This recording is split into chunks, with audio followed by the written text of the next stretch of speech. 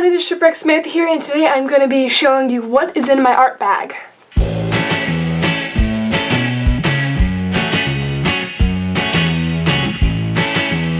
This bag I actually got for Christmas from my cousin who made it for me with my name on it and a little Mickey, which I think is cute.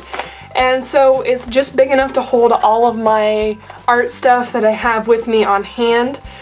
And so this is really all my sketchbook stuff, and so I'm going to go ahead and show you what's inside it. So it's got a little handle and a zipper and a clasp.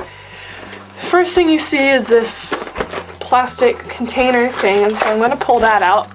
This is my genius invention idea. And inside here is a box cutter and a couple sharpeners, which are really just backups. And so the reason why I have this is I really like sharpening my pencils by hand, and I didn't want to just take a box cutter around with me everywhere. I couldn't figure out a safe way to do it because this one does not retract. It's just like this, and you can hear the extra blades in there.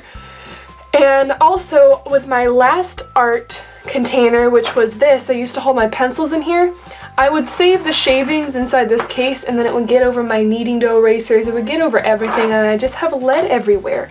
And so my solution was use this just as my sharpener case. So I take the pencil and I sharpen it over this box, and I contain all the pencil shavings in here until I'm at a place where I can dump them. And this also keeps the box cutter in a safe place so I don't cut myself when I'm reaching into my bag. So as we continue to go in here, you can see there is a lot of stuff. I pretty much have all of my drawing supplies in here. Didn't really leave anything out. So I have a ton of pencils. I got some Walter Foster pencils, which are just some old pencils I found in my basement recently. I don't even know how old they are, but they were with an old drawing kit. And I have some Studio Series pencils, which have worked with me for many, many years. Some of them are shorter, like the 6Bs and the 8Bs are a lot shorter because they're soft lead, and so I go through those pretty quickly. And the lead breaks, and so I'm going to go ahead and take out all these pencils.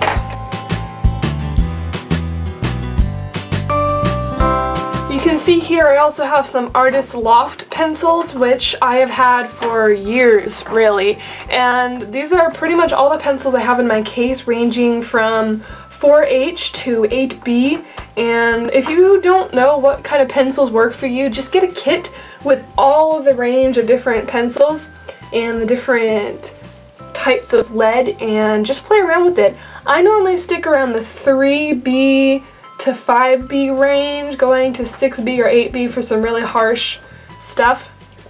I'll usually sketch in B and then line it in 3B to 5B, so that's the system that works good for me.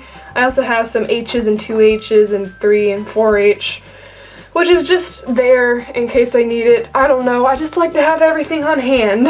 So I have a very wide range of pencils here. You can see I used to draw on 6B the most, and you can see this little stub of a pencil. So continuing on inside here, there's this big blue thing, and it is a square, which I have not used yet, but who knows when you will need one. I have some different pens.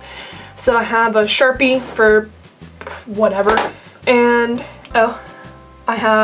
here's another drawing pencil that I've never used, and a Sharpie pen for really fine lining, and I really love this. One of my best friends gave this to me, and I love it. It's a Prismacolor Premier drawing pen, and so it's like a brush tip, so you can do really small lines and really thick ones, so I really like this pen a lot, especially for lining. So this is my go-to for lining things. We got a soft 6B graphite pencil here that I've never used. The entire thing is graphite.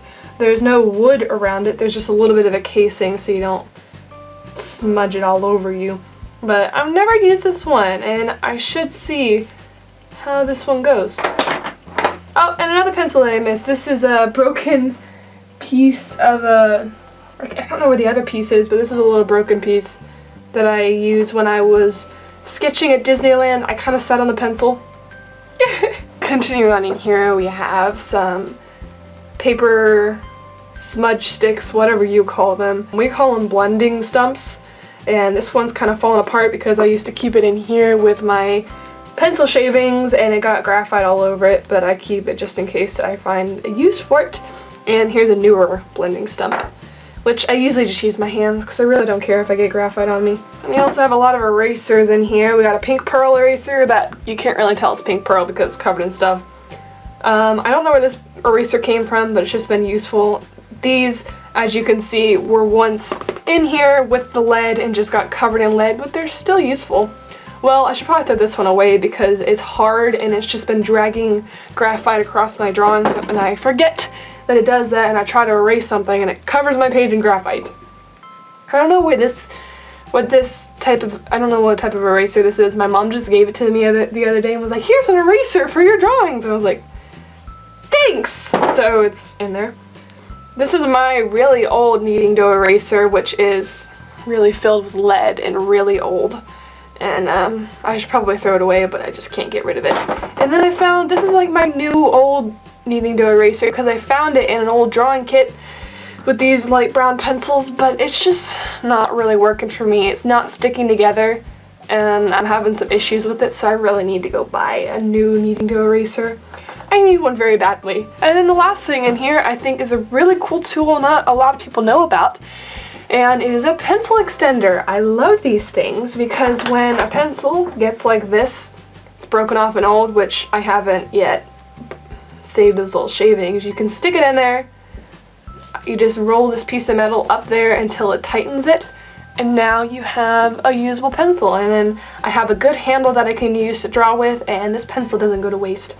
And so this is a great money saver, especially with Prismacolors when they get short and stubby. This is a great investment for Prismacolors because you do not want to waste money by throwing away these little stumps, and so it's a great way to continue using your supplies without having to get new ones. So that's probably my favorite thing in this kit. And so that is everything inside my bag, and I hope you guys enjoyed seeing this. I hope it gave you ideas for your own art bags, and let me know what kind of stuff that you normally keep in your bags. I would love to know because I would love some tips on more storage ideas. Other supplies that are really portable and easy to take around with me. I'd love to learn about more supplies that are great to take around. And that is all I have for you guys today. If you're new around here, I create new art videos every single Friday and Sunday. Fridays are videos like this one, touring my art bag. I also do drawing tutorials, speed paints, art challenges, and art discussions. And then on Sundays is Sketchbook Sundays, where I show you my drawings from the week. I do daily drawings, and then I show my progress throughout the week in those videos. Thank you guys so much for watching. That is all I have for you guys today, and I will see you guys Sunday.